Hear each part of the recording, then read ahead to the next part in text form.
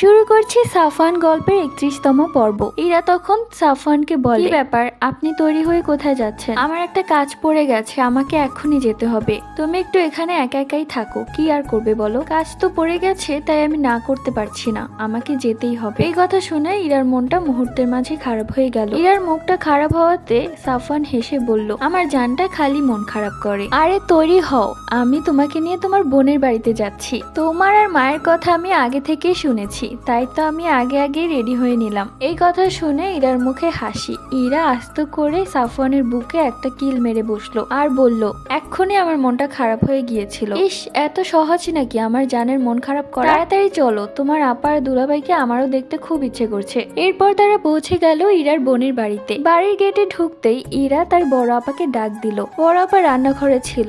ইরার ডাক শুনে দৌড়ে বের হলো। বের হয়ে ইরাকে দেখে জড়িয়ে ধরলো, চোখের কোণে পানি। ইরা